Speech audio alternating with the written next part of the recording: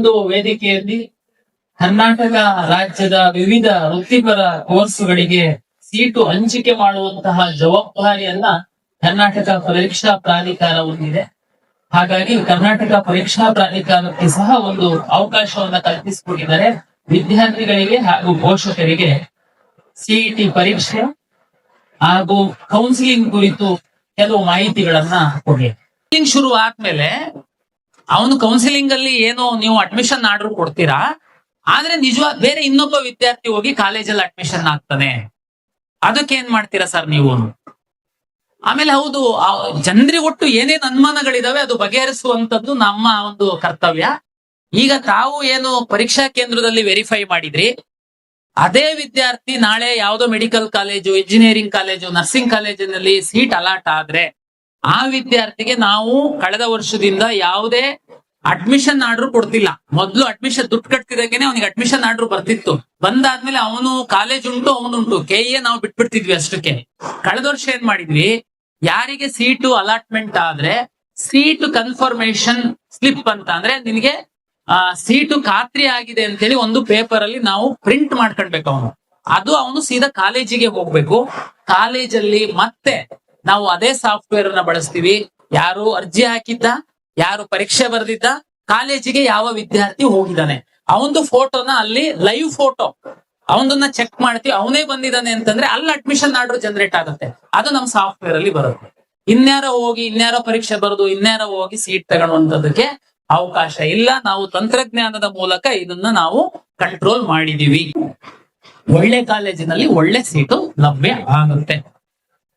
ಇದಾದ್ಮೇಲೆ ರಿಸಲ್ಟ್, ಆ ಪರೀಕ್ಷೆ ಆಗ್ತಿದಂಗೆ ನೆಕ್ಸ್ಟ್ ಡೇ ಇಂದಾನೆ ನಮಗೆ ರಿಸಲ್ಟ್ ಇನ್ ಶುರು ಮಾಡ್ತಾರೆ. ನಮ್ಗೆಲ್ಲ ಗೊತ್ತಿರುವಂತೆ ಸೆಕೆಂಡ್ PUC ಫಸ್ಟ್ ರಿಸಲ್ಟ್ ಬಂದಿದೆ.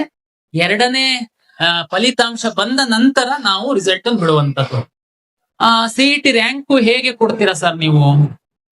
ಸುಮಾರು ಮಕ್ಕಳಿಗೆ ಪೇರೆಂಟ್ಸ್ಗೆ ಗೊತ್ತಿರಲ್ಲ ಸಿಇಟಿ ರ್ಯಾಂಕ್ ಅಂದ್ರೆ. ನೀಟ್ ಅಂತಂದ್ರೆ ತಮ್ಗೆ ಗೊತ್ತಿದೆ, ನೀಟ್ ಅಲ್ಲಿ ಬರೆಯುವ ನೀಟ್ ಪರೀಕ್ಷೆಯ ಆಧಾರದ ಮೇಲೆ ನಿಮಗೆ ರ್ಯಾಂಕ್ ಕೊಡುವಂತದ್ದು. ಆದ್ರೆ ಕರ್ನಾಟಕ ರಾಜ್ಯ ಸರ್ಕಾರ ಮೊದ್ಲಿಂದನೂ ಒಂದು ನಿಯಮನ ಪಾಲನೆ ಮಾಡ್ಕೊಂಡು ಬಂದಿದ್ದಾರೆ.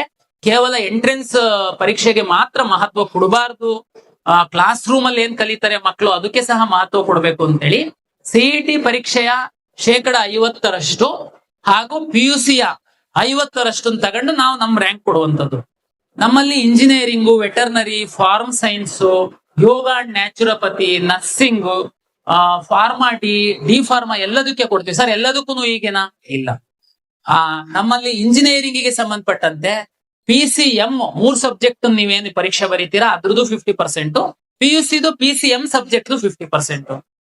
ಅದೇ ರೀತಿ ಫಾರ್ಮ್ ಸೈನ್ಸಸ್ ತಮ್ಗೆ ಗೊತ್ತಿದೆ, ಅಗ್ರಿಕಲ್ಚರ್, ಹಾರ್ಟಿಕಲ್ಚರ್, ಫಿಶರೀಸ್, ಫಾರೆಸ್ಟ್, ಒಂದಷ್ಟು ಫಾರ್ಮ್ ಸೈನ್ಸಸ್ ಕೋರ್ಸಸ್ ಇದೆ. ಅದು ರ್ಯಾಂಕ್ ಏನ್ ಕೊಡ್ತೀವಿ, PCMB 4 ಸಬ್ಜೆಕ್ಟ್ ಇನ್ 50% ಹಾಗೂ PUCದು 4 ಸಬ್ಜೆಕ್ಟ್ ಇನ್ 50%. ತಾವು ವೆಟರ್ನರಿ ತುಂಬಾ ಡಿಮ್ಯಾಂಡ್ ಇರುವಂತದ್ದು, ತುಂಬಾ ಪೇರೆಂಟ್ಸ್ ಅದನ್ನ ಹಾಕ್ತಾರೆ. ತಮ್ಗೆಲ್ಲ ಗೊತ್ತಿದೆ, ವೆಟರ್ನರಿನಲ್ಲಿ ಮಾತ್ರ ವೆಟರ್ನರಿ ಇಲಾಖೆ ಮತ್ತೆ ಕೌನ್ಸಿಲ್ದು ಒಂದು ನಿರ್ದೇಶನದಂತೆ PCB ಅದು PUCದು 50% ಮಾರ್ಕ್ಸ್ ಅನ್ನ ಕನ್ಸಿಡರ್ ಮಾಡಲ್ಲ. ಓನ್ಲಿ ಸಿಇಟಿಯ PCB ಫಿಸಿಕ್ಸ್, ಕೆಮಿಸ್ಟ್ರಿ ಮತ್ತೆ ಬಯಾಲಜಿಯ ಅಂಕಗಳನ್ನ ಆಧರಿಸಿ ಈ ವೆಟರ್ನರಿ ಸೈನ್ಸ್ಗೆ ರ್ಯಾಂಕ್ ಕೊಡುವಂತದ್ದು. ಅದೇ ರೀತಿ ನಮ್ಮಲ್ಲಿ ಅಲೈಡ್ ಹೆಲ್ತ್ ಸೈನ್ಸಸ್ ಅಂತೇಳಿ ಒಂದು ಒಂದಷ್ಟು ಕೋರ್ಸ್ ಇದೆ. ಅದಕ್ಕೆ PUC ಮೇಲೆ ಮಾತ್ರ ನಾವು ಮಾರ್ಕ್ಸ್ ಕೊಡುವಂತದ್ದು. ನರ್ಸಿಂಗಿಗೆ ಸಂಬಂಧಪಟ್ಟಂತೆ PCB ಮೇಲೆ ಮಾತ್ರ ಮಾರ್ಕ್ಸ್ ಕೊಡುವಂತದ್ದು. ಅದೆಲ್ಲದು ನಮ್ಮ ವೆಬ್ಸೈಟ್ ಅಲ್ಲಿ ಇದೆ. ಅದು ಸಂಕ್ಷಿಪ್ತವಾಗಿ ನಾನು ತಮ್ಗೆ ಹೇಳಿದೀನಿ. ನಿಮಗೆ ಕೌನ್ಸಿಲಿಂಗ್ ಸಂಬಂಧಪಟ್ಟಂತೆ ಈಗ ಅಷ್ಟು ಮಹತ್ವವಿಲ್ಲ, ಆದ್ರೂ ತಾವೆಲ್ಲ ಇದೀರಾ. ಸಂಕ್ಷಿಪ್ತವಾಗಿ ಹೇಳುವಂತದ್ದಾದ್ರೆ, ನೀವು ಇಲ್ಲಿ ಎಷ್ಟು ಕಾಲೇಜುಗಳು ಇದೆ, ಕಾಲೇಜುಗಳನ್ನೆಲ್ಲ ನೋಡಿ ಸ್ಟಡಿ ಮಾಡಿ ಯಾವ್ದು ಕಾಲೇಜು ಒಳ್ಳೇದು. ಕೆಲವು ಮಕ್ಕಳಿಗೆ ಇಂಜಿನಿಯರಿಂಗೇನೆ ಹೋಗ್ಬೇಕು ಅಂತ ತುಂಬಾ ಸ್ಪಷ್ಟವಾದ ಗುರಿ ಇದೆ. ಕೆಲವರಿಗೆ MBBS ನಾವು ಟ್ರೈ ಮಾಡ್ತೀವಿ, ಅದು ಸಿಕ್ಕಿಲ್ಲ ಅಂತಂದ್ರೆ ನೆಕ್ಸ್ಟ್ ಡೆಂಟಲ್, ಅದು ಸಿಕ್ಕಿಲ್ಲ ಅಂದ್ರೆ ಇಂಜಿನಿಯರಿಂಗ್. ಈ ತರದ್ದು ಆಯ್ಕೆಗಳು ಇದೆ. ಅದಕ್ಕೆ ಪೂರಕವಾಗಿ ಕರ್ನಾಟಕದಲ್ಲಿ ಕರ್ನಾಟಕ ಪರೀಕ್ಷಾ ಪ್ರಾಧಿಕಾರ ಕಂಬೈನ್ಡ್ ಕೌನ್ಸಿಲಿಂಗ್ ಅನ್ನ ನಾವು ಮಾಡ್ತೀವಿ. ಏನಪ್ಪ ಕಂಬೈನ್ಡ್ ಕೌನ್ಸಿಲಿಂಗ್ ಅಂತಂದ್ರೆ, ನೀಟ್ ಫಲಿತಾಂಶವನ್ನ ಆಧರಿಸಿ ಮೆಡಿಕಲ್, ಡೆಂಟಲ್, ಆಯುಷಿಗೆ ಸೀಟ್ ಅಲಾಟ್ ಮಾಡುವಂತದ್ದು. ಸಿಇಟಿ ಫಲಿತಾಂಶವನ್ನ ಆಧರಿಸಿ engineering, farm science, veterinary, pharma D pharma, nursing ಇದಕ್ಕೆ ನಾವು ಸೀಟ್ ಅನ್ನ ಅಲಾಟ್ ಮಾಡುವಂತದ್ದು. ಇದು ಬೇರೆ ಬೇರೆ ಅಲಾಟ್ ಮಾಡ್ತೀವ? ಇಲ್ಲ. ನೀವೀಗ ಅರ್ಜಿಯನ್ನ ಏನು ಹಾಕಿದೀರಾ, ಯಾರೆಲ್ಲ ನೀಟು ಪರೀಕ್ಷೆಯನ್ನ ತಾವು ಬರೀತೀರಾ ನೀವು ಮತ್ತೊಮ್ಮೆ ಅರ್ಜಿ ಹಾಕುವಂತ ಅಗತ್ಯ ಇಲ್ಲ.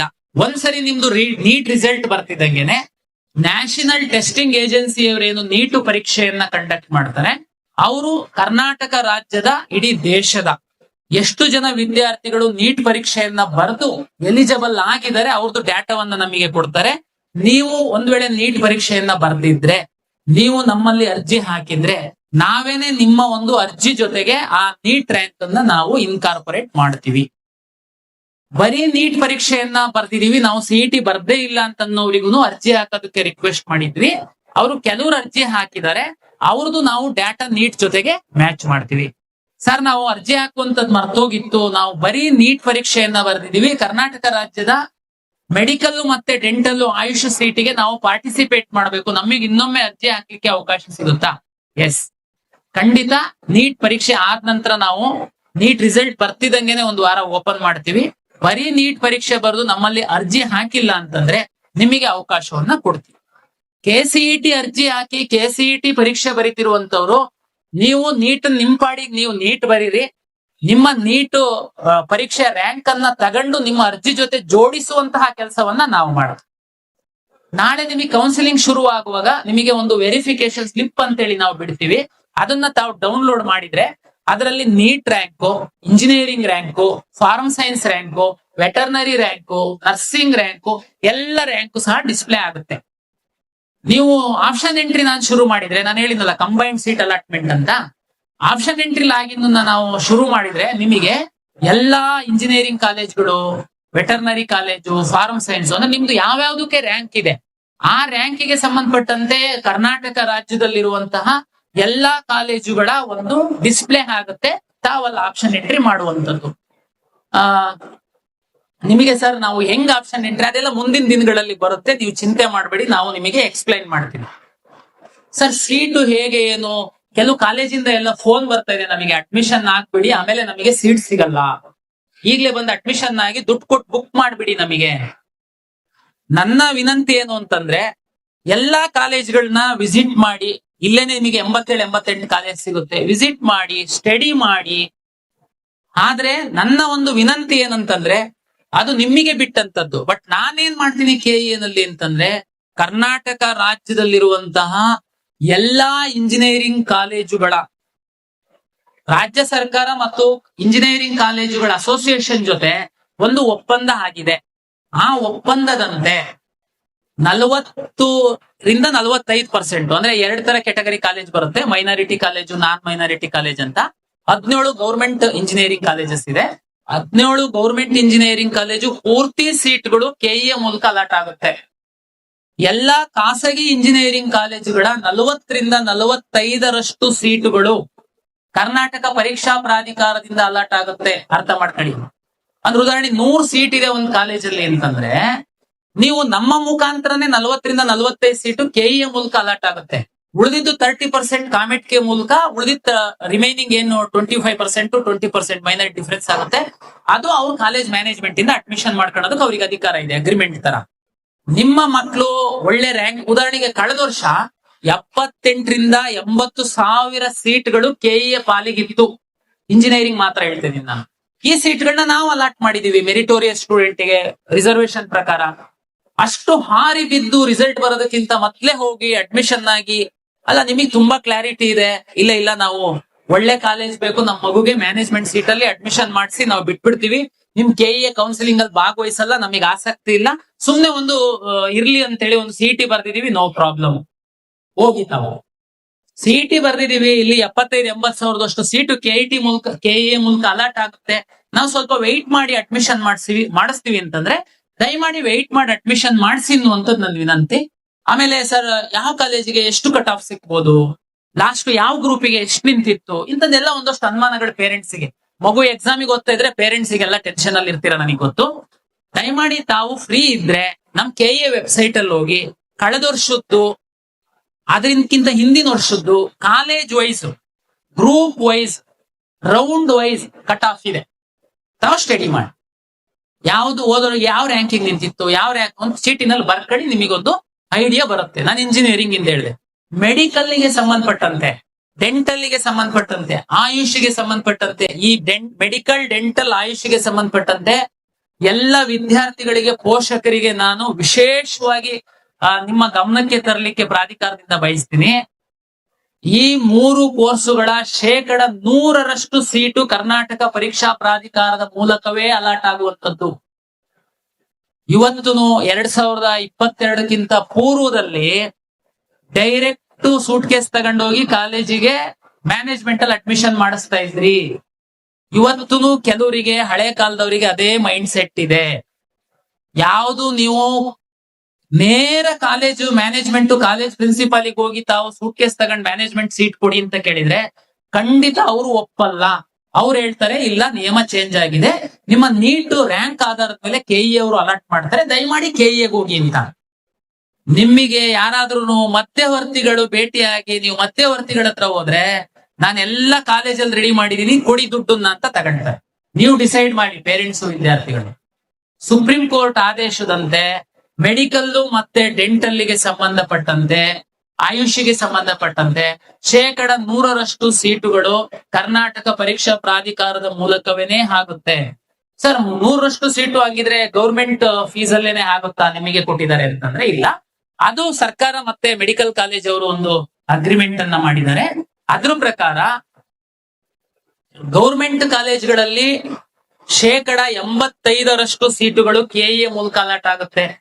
15% ಗೌರ್ಮೆಂಟ್ ಕಾಲೇಜ್ಗಳ ಸೀಟು ಎಂಸಿಸಿ ಮೂಲಕ ಅಲಾಟ್ ಆಗುತ್ತೆ. ಸರ್ಕಾರನೇ ಫೀಸ್ ಫಿಕ್ಸ್ ಮಾಡುತ್ತೆ. ಖಾಸಗಿ ಕಾಲೇಜುಗಳಲ್ಲಿ 40% ಸೀಟುಗಳು ಕೆಇಎ ಮೂಲಕ ಸರ್ಕಾರಿ ಕೋಟದ ಸೀಟು ಅಂತ ಅವರು ಬಿಟ್ಟುಕೊಡ್ತಾರೆ. ಅದರಲ್ಲಿ ಸಣ್ಣ ಲಿಂಗ್ವಿಸ್ಟಿಕ್ ಮತ್ತೆ ರಿಲಿಜಿಯಸ್ ಮೈನಾರಿಟಿ ಕಾಲೇಜು ಕೆಲವಿದಾವೆ. ಅದರಲ್ಲಿ ಮಾತ್ರ ಸೀಟ್ ಶೇರಿಂಗ್ ಅಲ್ಲಿ ಸ್ವಲ್ಪ ವ್ಯತ್ಯಾಸ ಇದೆ. ಅವರು 25% ಮಾತ್ರ ಕೊಡ್ತಾರೆ. ಉಳಿದ ಎಲ್ಲ ಮೆಡಿಕಲ್ ಕಾಲೇಜ್ ಅವರು ನಮಗೆ 40% ಅಷ್ಟು ಸೀಟು, ಡೆಂಟಲ್ ಅವರು 35% ಅಷ್ಟು ಸೀಟು ನಿಮ್ಮ ಮಕ್ಕಳಿಗೆ ಮೆರಿಟೋರಿಯಸ್ ಸ್ಟೂಡೆಂಟ್ಗೆ ಬಿಟ್ಟು ಕೊಡ್ತಾರೆ. ಅದಕ್ಕೆ ಫೀಸು ಸಹ ಸರ್ಕಾರ ಫಿಕ್ಸ್ ಮಾಡುತ್ತೆ. ತಮ್ಗೆಲ್ಲ ಗೊತ್ತಿದೆ, ನಾಮಿನಲ್ ಫೀಸ್ ಇರುತ್ತೆ, ತುಂಬಾ ಜಾಸ್ತಿ ಇರಲ್ಲ. ಇನ್ನ ಉಳಿದಂತಹ ಈ ನಮಗೆ 40% ಕೊಟ್ಟಾದ್ಮೇಲೆ ಇನ್ನ ಉಳಿದ 40% ಸೀಟನ್ನ ಹೈಯರ್ ಫೀಸ್ ಸೀಟ್ ಅಂತೇಳಿ ಇಡ್ತಾರೆ. ಅದು ಸಹ ನಮ್ಮ ಮೂಲಕನೇ ಅಲಾಟ್ ಆಗುತ್ತೆ. ಫೀಸು ಸರ್ಕಾರನೇ ಫಿಕ್ಸ್ ಮಾಡುತ್ತೆ. ಅಂದ್ರೆ ಅವ್ರ ಜೊತೆ ಒಂದು ಒಮ್ಮತದ ಅಭಿಪ್ರಾಯಕ್ಕೆ ಬಂದೇ ಫಿಕ್ಸ್ ಮಾಡುತ್ತೆ. ಕಳೆದ ವರ್ಷ ತಮ್ಗೆ ಗೊತ್ತು 12 ಲಕ್ಷ ಚಿಲ್ಲರೆ ಆ ಫೀಸ್ ಇತ್ತು. ಅಲ್ಲಿಗೆ 40 80 ಆದ್ರೆ ಇನ್ನು ಉಳಿದಂತಹ 20% ಸೀಟ್ ಏನಿದೆ ಅದರಲ್ಲಿ 15% NRI ವಿದ್ಯಾರ್ಥಿಗಳಿಗೆ, 5% ಮಾತ್ರ ಮ್ಯಾನೇಜ್ಮೆಂಟ್ ವಿದ್ಯಾರ್ಥಿಗಳಿಗೆ ಅಂತೇಳಿ ನಿಗದಿ ಆಗಿದೆ. ಆ ಫೀಸು ಮಾತ್ರ ಕಾಲೇಜ್ ಅವರೇ ಫಿಕ್ಸ್ ಮಾಡ್ತಾರೆ. ಫೀಸು ಮಾತ್ರ ಕಾಲೇಜ್ ಅವರು ಫಿಕ್ಸ್ ಮಾಡಿ ನಮಗೆ ಕೊಡ್ತಾರೆ. ನಾವು ನಮ್ಮ ವೆಬ್ಸೈಟ್ ಅಲ್ಲಿ ನಿಮಗೆ ಹಾಕ್ತಿವಿ. ಆದ್ರೆ ಅಡ್ಮಿಷನ್ ಮಾತ್ರ ಕೆಇಎ ಮುಖಾಂತರ, ನಿಮ್ಮ ನೀಟ್ ರ್ಯಾಂಕ್ ಮುಖಾಂತರ. ಉದಾಹರಣೆಗೆ ತಾವೊಂದು ಕಾಲೇಜಿಗೆ ಹೋಗ್ಬೇಕು ಅಂತ ನೀವು ಕಾಲೇಜಲ್ಲಿ ಹೋಗಿ ಎಲ್ಲ ಕಾಲೇಜಿಗೆ ಹೋಗಿ ಮಾತಾಡ್ಕೊಂಡು ಬಂದ್ರು ಕಾಲೇಜ್ ಅವ್ರು ನೇರ ಅಡ್ಮಿಷನ್ ಮಾಡಲ್ಲ, ಕೆಇಎ ಮುಖಾಂತರ ಬನ್ನಿ ಅಂತ ಹೇಳ್ತಾರೆ. ನಿಮ್ ಮಗುದು 8 ಲಕ್ಷ ರ್ಯಾಂಕ್ ಇದೆ, ನೀವು ದುಡ್ಡು ಕೊಡೋದಕ್ಕೆ ರೆಡಿ ಇದ್ದೀರಾ ಮ್ಯಾನೇಜ್ಮೆಂಟ್ ಸೀಟಿಗೆ, ಕಾಲೇಜ್ ಅವ್ರು ಹೇಳಿದರೆ ಕೆಇಎ ಮೂಲಕ ಬನ್ನಿ ಅಂತ. ನೀವು ಫುಲ್ ಜೋಶ್ ಅಲ್ಲಿ ನಾವು ಕಾಲೇಜಲ್ಲೆಲ್ಲ ಮಾತಾಡಿದೀವಿ, ನಾವೊಂದು ಬುಕ್ ಮಾಡಿದೀವಿ ಸೀಟು, ಆ ಕಾಲೇಜ್ ಅವ್ರು ಒಪ್ಪಿದ್ದಾರೆ, ಜಸ್ಟ್ ಕೆಇಎ ಮುಖಾಂತರ ಬನ್ನಿ ಅಂತ ಹೇಳಿದ್ದಾರೆ. ಕೆಇಎ ಕೌನ್ಸಿಲಿಂಗ್ ಅಲ್ಲಿ ಭಾಗವಹಿಸ್ತೀರಾ, ಅಲ್ಲಿ 2 ಮ್ಯಾನೇಜ್ಮೆಂಟ್ ಸೀಟ್ ಇದೆ. ನಿಮ್ ಮಗುದು 8 ಲಕ್ಷದ್ದು ಸೀಟ್ ಇದೆ, 8 ಲಕ್ಷ ರ್ಯಾಂಕ್ ಇದೆ. ಇಬ್ರು ವಿದ್ಯಾರ್ಥಿಗಳು 6 ಲಕ್ಷ, ನಿಮ್ಗಿಂತ ಕಡಿಮೆ ಇರುವಂತಹ 6 ಲಕ್ಷದ ವಿದ್ಯಾರ್ಥಿಗಳು ಅದೇ ಕಾಲೇಜಿನ ಮ್ಯಾನೇಜ್ಮೆಂಟ್ ಸೀಟಿಗೆ ಆಪ್ಷನ್ ಎಂಟ್ರಿ ಮಾಡಿದ್ರೆ, ನೀವು ಮ್ಯಾನೇಜ್ಮೆಂಟ್ ಹತ್ರ ಮಾತಾಡ್ಕೊಂಡು ಬಂದಿದ್ರು ನಿಮಗೆ ನಾವು ಸೀಟ್ ಕೊಡಲ್ಲ, ನಾವು ಅಂದ್ರೆ ನಮ್ ಸಾಫ್ಟ್ವೇರ್ ಕೊಡಲ್ಲ. ಅದು ಯಾರು ಕಡಿಮೆ ರ್ಯಾಂಕ್ ಇರೋರಿಗೆ ಅವ್ರಿಗೆ ಅಲರ್ಟ್ ಆಗುತ್ತೆ. ಹಾಗಾಗಿ ಪೋಷಕರು ವಿದ್ಯಾರ್ಥಿಗಳು ಮೆಡಿಕಲ್ ಮ್ಯಾನೇಜ್ಮೆಂಟ್ ಅಲ್ಲಿ ಅಡ್ಮಿಷನ್ ಮಾಡಿಸುವಂತವ್ರು ದುಡ್ಡಿದ್ರೆ ಮಾತ್ರ ಸಾಕಾಗಲ್ಲ, ನಿಮ್ಮ ಮಗುವಿನ ರ್ಯಾಂಕ್ ಸಹ ಇರಬೇಕು. ಹಾಗಾಗಿ ಇದು ಸಹ ಅಷ್ಟೇನೆ, ಕಾಲೇಜಿಂದ ಕಾಲೇಜಿಗೆ ಮ್ಯಾನೇಜ್ಮೆಂಟ್ ಮತ್ತೆ NRI ಸೀಟ್ಗಳದ್ದು ಫೀಸು ವ್ಯತ್ಯಾಸ ಇದೆ. ಕಾಲೇಜ್ ಅವರಿಗೆ ಸರ್ಕಾರ ಪೂರ್ಣ ಸ್ವತಂತ್ರವನ್ನ ಕೊಟ್ಟಿದೆ. ಅವರು ಎಷ್ಟು ಬೇಕಾದ್ರೂ ಡಿಕ್ಲೇರ್ ಮಾಡಬಹುದು. ಮ್ಯಾಕ್ಸಿಮಮ್ 45 ಲ್ಯಾಕ್ ಕಳೆದ ವರ್ಷ ಸರ್ಕಾರ ನಿಗದಿ ಮಾಡಿಸಿತ್ತು, ಅದರಂತೆ ಅವರು ಡಿಕ್ಲೇರ್ ಮಾಡ್ತಾರೆ. ಕರ್ನಾಟಕ ರಾಜ್ಯದಲ್ಲಿ ಪ್ರೈವೇಟ್ ಯೂನಿವರ್ಸಿಟಿ ಮೆಡಿಕಲ್ ಕಾಲೇಜ್ಗಳು ಸಹ ಇದಾವೆ. ಸೀಟ್ ಶೇರಿಂಗ್ ಅಲ್ಲಿ ಮತ್ತೆ ಫೀಸ್ ಅಲ್ಲಿ ಸ್ವಲ್ಪ ವ್ಯತ್ಯಾಸ ಆಗುತ್ತೆ. ತಾವು ಅದು ಅಷ್ಟು ಡಿಟೈಲ್ ಹೋಗಲ್ಲ, ನಿಮಗೀಗ ಅದು ಅಗತ್ಯ ಇಲ್ಲ. ನಾನಿಲ್ಲಿ ಮೆಡಿಕಲ್, ಡೆಂಟಲ್, ಆಯುಷ್ 100% ಸೀಟು ನಮ್ಮ ಮುಖಾಂತರ ಅಲಾಟ್ ಆಗುತ್ತೆ. ಹಾಗಾಗಿ ತಾವು ಕಾಲೇಜ್ಗಳನ್ನೆಲ್ಲ ಸ್ಟಡಿ ಮಾಡಿ, ಕಳೆದ ವರ್ಷದ ಕಾಲೇಜ್ಗಳ ಎಲ್ಲ ರ್ಯಾಂಕ್ ಅನ್ನ ಸ್ಟಡಿ ಮಾಡಿ, ನಿಮ್ಮ ಮಗುದು ನೀಟ್ ರ್ಯಾಂಕ್ ಆಧಾರದ ಮೇಲೆ ತಾವು ಮೆಂಟಲಿ ರೆಡಿ ಆಗಿ ನಮ್ಮ ಕೌನ್ಸಿಲಿಂಗ್ ಅಲ್ಲಿ ಭಾಗವಹಿಸಿ ಅಂತನ್ನುವಂಥದ್ದು ನನ್ನ ಒಂದು ವಿನಂತಿ. ವಿದ್ಯಾರ್ಥಿಗಳಿಗೆ ಇನ್ನೊಂದು ಕಿವಿ ಮಾತು, ಕಾಲೇಜು ಆಯ್ಕೆ ಮಾಡುವಂತದ್ದು ಇತ್ತೀಚೆಗೆ ತಾವು ಎಲ್ಲಾ ಕಾಲೇಜಿಗೆ ವಿಸಿಟ್ ಮಾಡಕ್ಕಾಗಲ್ಲ.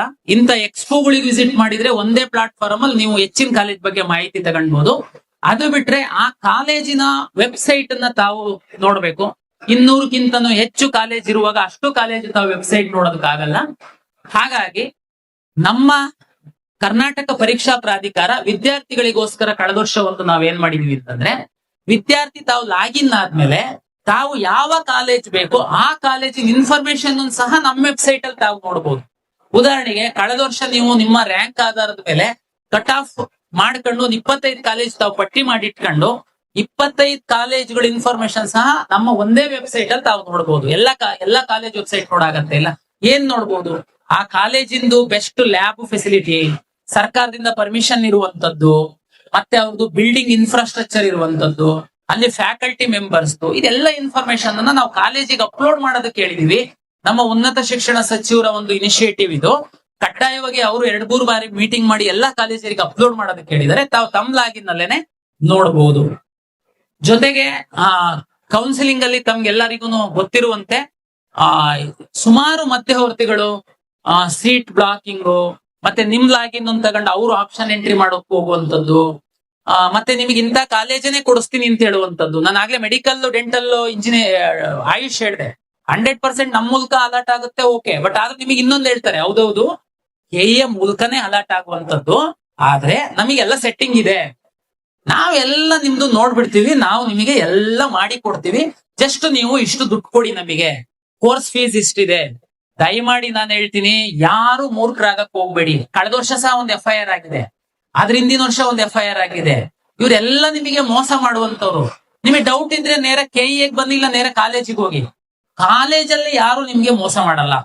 ಬಟ್ ನೀವು ಕಾಲೇಜಿನ ಮ್ಯಾನೇಜ್ಮೆಂಟ್ ಅಥವಾ ಪ್ರಿನ್ಸಿಪಾಲಿಗೆ ಭೇಟಿ ಮಾಡ್ಬೇಕು, ಅವ್ರ ನಿಯಮಗಳನ್ನ ಹೇಳ್ತಾರೆ. ನೀವು ಕಾಲೇಜಿಂದ ಹೊರಗಡೆ ನಾನ್ ಕಾಲೇಜ್ ಅವನು ಬಿಹಾಫ್ ಆಫ್ ಕಾಲೇಜ್ ಅಂತ ಹೇಳ್ತಾರಲ್ಲ, ಅವರಿಗೆ ನೀವು ನಂಬಿದ್ರೆ ಅಂತಂದ್ರೆ ನೀವು ಕೆಟ್ರಿ. ಹಾಗಾಗಿ ಕೌನ್ಸಿಲಿಂಗ್ ಅಲ್ಲಿ ಸಹ ಅಷ್ಟೇನೆ ಪಾರದರ್ಶಕವಾಗಿ ನಡೆಯುತ್ತೆ. ತಮ್ಗೆಲ್ಲ ಗೊತ್ತಿದೆ, ನಮ್ದು ಫೇಕ್ ಸರ್ಟಿಫಿಕೇಟ್ ಮಾಡ್ಸಕ್ ಹೋಗಿ ಮೆಡಿಕಲ್ ಅಲ್ಲಿ PH ಅಂತೇಳಿ ಫೇಕ್ ಮೆಡಿಕಲ್ ಸರ್ಟಿಫಿಕೇಟ್ ಮಾಡಿಸಿದ್ ಲಾಸ್ಟ್ ಇಯರ್ ನಿಮ್ಗೆಲ್ಲ ಗೊತ್ತಿದೆ, ಪೇಪರ್ ಅಲ್ಲಿ ನೋಡಿದೀರಾ. 26 ವಿದ್ಯಾರ್ಥಿಗಳ ಮೇಲೆ ಕೇಸ್ ಮಾಡಿದೀವಿ, ಮಧ್ಯವರ್ತಿಗಳಿಗೆ ಅರೆಸ್ಟ್ ಮಾಡಿದ್ದಾರೆ. ಆ ವಿದ್ಯಾರ್ಥಿಗಳಿಗೆ ಮೆಡಿಕಲ್ ಮಾತ್ರ ಅಲ್ಲ, ಎಂಟೈರ್ ಕೌನ್ಸಿಲಿಂಗ್ ಅಲ್ಲಿ ಅವ್ರನ್ನ ಹೊರಗಡೆ ಹಾಕಿದೀವಿ ನಾವು. ಆ 2-3 ಪೇರೆಂಟ್ಸ್ ನಮ್ಮ ಹತ್ರ ಬಂದ್ ಆಕ್ಚುಲಿ ಕಣ್ಣೀರ್ ಹಾಕಿದ್ದಾರೆ. ಸರ್, ಊರಲ್ಲಿ ನಾನು ತಲೆ ಎತ್ಕೊಂಡು ಓಡಾಡೋದಕ್ಕೆ ಹಾಕ್ತಾ ಇಲ್ಲ ಸರ್, ನಾನು ಏನ್ ನಿಮ್ದು ಹಿಂಗ ಆಗಿದೆಯಂತೆ ಅಂತೇಳಿ. ದಯಮಾಡಿ ಇಂಥ ಅನ್ಯ ಮಾರ್ಗಗಳಿಗೆ ಹೋಗೋದಕ್ಕೆ ಹೋಗ್ಬೇಡಿ. ನೀವು ಎಂದಿದ್ರು ಸಿಕ್ ಬೀಳ್ತೀರಾ. ನೀವು ರಾಜಮಾರ್ಗದಲ್ಲಿ ಬನ್ನಿ, ಸೀಟ್ ತಗೊಳ್ಳಿ. ನೀವು ಅರ್ಥ ಮಾಡ್ಕೊಳ್ಳಿ, ಇಷ್ಟು ಒಂದು ಟೆಕ್ನಾಲಜಿ ಇದೆ, ಸೋಷಿಯಲ್ ಮೀಡಿಯಾ ಇದೆ, ಇಷ್ಟು ಮಾಧ್ಯಮಗಳಿದಾವೆ. ನೀವು ಹೆಂಗೆ ಏನಾದ್ರೂ ಒಂದ್ ಮಾಡಿ ನಾವು ಸಕ್ಸಸ್ ಆಗ್ಬಿಡ್ತೀವಿ, ತಗೊಂಡ್ಬಿಡ್ತೀವಿ ಅಂತೇಳಿ ಮಧ್ಯವರ್ತಿಗಳಿಗೆ ನಂಬ್ತಾರೆ ಕೆಲವರು. ನಿಮಗೆ ಏನಾದ್ರೂ ಡೌಟ್ ಇತ್ತು ಅಂತಂದ್ರೆ ದಯಮಾಡಿ ತಾವು ಕೆಇಎನ ಸಂಪರ್ಕ ಮಾಡಿ, ನಾವು ತಮ್ಗೆ ಹೇಳ್ತೀವಿ. ಹಾಗಾಗಿ ಇದು 100% ಪಾರದರ್ಶಕವಾಗಿ ಸೀಟ್ಗಳ ಹಂಚಿಕೆ ಆಗುತ್ತೆ. ಜೊತೆಗೆ ಇಂಜಿನಿಯರಿಂಗ್ ಅಲ್ಲಿ ಸಾಕಷ್ಟು ಸೀಟ್ಗಳು ಕರ್ನಾಟಕ ರಾಜ್ಯದಲ್ಲಿ ಇದೆ. ಆಮೇಲೆ ಆಯ್ಕೆ ಮಾಡುವಂತದ್ರಲ್ಲೂ ಅಷ್ಟೇನೆ, ನೀವು ಕಾಲೇಜು, ಇನ್ಫ್ರಾಸ್ಟ್ರಕ್ಚರ್ ಜೊತೆಗೆ ನಿಮ್ಮ ಮಗು ಉದ್ಯೋಗ ಸಿಗುತ್ತಾ ಮುಂದೆ ಈ ಕೋರ್ಸ್ ಅನ್ನ ಮಾಡಿದ್ರೆ, ಇದು ಎಲ್ಲ ಸ್ವಲ್ಪ ತಿಳುವಳಿಕೆ ಇರೋರಂತರ ಒಂದು ಅಸೆಸ್ ಮಾಡಿ. ಆಮೇಲೆ ಸುಮಾರು ಜನ ನಿಮಗೆ ಮಾರ್ಗದರ್ಶನ ಮಾಡ್ಲಿಕ್ಕೆ, ನೀವು ಮಾರ್ಗದರ್ಶನ ತಗೊಳ್ಳಿ ಬೇರೆಯವ್ರ ಹತ್ರ, ನಂದು ಏನು ಆಕ್ಷೇಪ ಇಲ್ಲ. ಆದ್ರೆ ನಾವು ಸಹ ಆ ಒಂದು ಸಣ್ಣ ಕೆಲಸ ಕಳೆದ ವರ್ಷದಿಂದ ಮಾಡ್ತಾ ಇದೀವಿ. ಕರ್ನಾಟಕ ಪರೀಕ್ಷಾ ಪ್ರಾಧಿಕಾರ ಸಹ ಒಂದು ಯೂಟ್ಯೂಬ್ ಚಾನಲ್ ಅಲ್ಲಿ ಪ್ರತಿ ಹಂತಗಳಲ್ಲಿ ನಾವು ನಿಮ್ಗೆ ಒಂದು ಮಾರ್ಗದರ್ಶನ ಮಾಡುವಂತಹ ಸಹ ಪ್ರಯತ್ನ ಮಾಡ್ತೀವಿ. ದಯಮಾಡಿ ಅದನ್ನ ಸಹ ತಾವು ಕೇಳಬಹುದು. ಮತ್ತೆ ನಿಮ್ಮ ಲಾಗಿನ್ ಪಾಸ್ವರ್ಡ್ ಅನ್ನ ದಯಮಾಡಿ ಯಾರಿಗೆ ಹಂಚೋದಕ್ಕೆ ಹೋಗ್ಬೇಡಿ, ಮಿಸ್ಯೂಸ್ ಮಾಡ್ತಾರೆ. ನಾವು ತುಂಬಾ ಸರಳ ಮಾಡಿದೀವಿ ಆಪ್ಷನ್ ಎಂಟ್ರಿ ಮಾಡುವಂತದ್ದನ್ನ, ತಾವೇ ಮಾಡಿ ಅಂತ. ಜೊತೆಗೆ ಅಂತಿಮವಾಗಿ ತಮ್ಗೆ ಹೇಳುವಂತದ್ದು, ಇದು ಒಂದು ರಾಜ್ಯದ ಎಲ್ಲಾ ವಿಜ್ಞಾನ ವಿದ್ಯಾರ್ಥಿಗಳಿಗೆ ನಾವು ಕಾಲೇಜಿಗೆ ಈ ಒಂದು CET ದಿಕ್ಸೂಚಿ ಮ್ಯಾಗಝೈನ್ ಅನ್ನ ಕಳಿಸ್ಕೊಟ್ಟಿದ್ದೀವಿ. ನೀವು ಅಲ್ಲಿ ಇಲ್ಲಿ ಎಲ್ಲಿ ಹೋಗಿ ಏನು ನೋಡೋದ್ ಬೇಕಾಗಿಲ್ಲ. ನಿಮ್ಮ ಪೇರೆಂಟ್ಸಿಗೆ ಏನೇನು ಡೌಟ್ಸ್ ಗಳಿರುತ್ತೆ, ಕಳೆದ ವರ್ಷ ಮೆಡಿಕಲ್ ಸೀಟ್ ಎಷ್ಟಿತ್ತು, ಡೆಂಟಲ್ ಸೀಟ್ ಎಷ್ಟಿತ್ತು, ಮೆಡಿಕಲ್ ಈಗ ಉದಾಹರಣೆಗೆ ಸರ್ಕಾರಿ ಕಾಲೇಜಲ್ಲಿ ಏನ್ ಫೀಸ್ ಇತ್ತು, ಖಾಸಗಿ ಕಾಲೇಜಲ್ಲಿ ಏನ್ ಫೀಸ್ ಇತ್ತು, ಇಂಜಿನಿಯರಿಂಗ್ ಸೀಟ್ಸ್ ಎಷ್ಟಿತ್ತು, ಕಂಪ್ಯೂಟರ್ ಸೈನ್ಸ್ ಅಲ್ಲಿ ಸೀಟ್ಸ್ ಎಷ್ಟಿತ್ತು? ಸಂಪೂರ್ಣ ಮಾಹಿತಿ ಇದರಲ್ಲಿ. ರಿಸರ್ವೇಶನ್, ಸಿ ಸರ್ಟಿಫಿಕೇಟ್ ಇದ್ದವರಿಗೆ ಏನ್ ಅನುಕೂಲ ಇದೆ, ಸ್ಪೋರ್ಟ್ಸ್ ಆದ್ರೆ ಏನ್ ಅನುಕೂಲ ಇದೆ, ಎಲ್ಲ ಮಾಹಿತಿ ಈ ಪುಸ್ತಕದಲ್ಲಿದೆ. ದಯಮಾಡಿ ನೀವು ಪೇರೆಂಟ್ಸ್ ಏನು ಈ ಪುಸ್ತಕ ನಿಮ್ ಮನೆಗೆ ಮುಟ್ಟಿದೆ ಅಂತ ಭಾವಿಸ್ತೀನಿ ನಾನು. ಮಕ್ಕಳಿಗೆ ಕಾಲೇಜ್ ಮುಖಾಂತರ ನಾವು ಕಳಿಸ್ಕೊಡೋ ವ್ಯವಸ್ಥೆಯನ್ನ ಮಾಡಿದ್ವಿ. ಕನ್ನಡ ಇಂಗ್ಲಿಷ್ ಎರಡೂ ಭಾಷೆನಲ್ಲಿ ನಾವು ಮುದ್ರಣ ಮಾಡಿದ್ವಿ. ಅರ್ಧ ದಿವಸ ಸಾಕು ಇದನ್ನ ಪೂರ್ತಿ ಅರ್ಥ ಮಾಡ್ಕೊಂಡ್ಬಿಟ್ರೆ ನೀವು ಈ ಕೌನ್ಸಿಲಿಂಗಿಗೆ ಸಂಬಂಧಪಟ್ಟಂತೆ ನೀವೇ ಮಾಸ್ಟರ್ ಆಗ್ಬಿಡ್ತೀರಿ. ನಿಮ್ಮ ಮಗುಗೆ ನೀವೇ ಗೈಡ್ ಮಾಡಿ ನೀವು ಸೀಟನ್ನು ಅಲಾಟ್ ಮಾಡ್ಕೊಂಡಿರ್ಬೋದು. ಹಾಗಾಗಿ ದಯಮಾಡಿ ತಾವು ಕರ್ನಾಟಕ ಪರೀಕ್ಷಾ ಪ್ರಾಧಿಕಾರದ ಒಂದು ಕೌನ್ಸಿಲಿಂಗ್ ಅಲ್ಲಿ ಭಾಗವಹಿಸಿ ಒಳ್ಳೆ ಕಾಲೇಜಿನ ಸೀಟನ್ನ ಪಡೀರಿ. ಎಲ್ಲಾ ಸೀಟುಗಳು ಮೆರಿಟೋರಿಯಸ್ ವಿದ್ಯಾರ್ಥಿಗಳಿಗೆ ನಾವು ಅಲಾಟ್ ಮಾಡುವಂಥದ್ದು. ಹಾಗಾಗಿ ಇಲ್ಲಿ ಯಾವುದೇ ರೀತಿ ಒಂದು ಮೋಸ ಇರಲ್ಲ.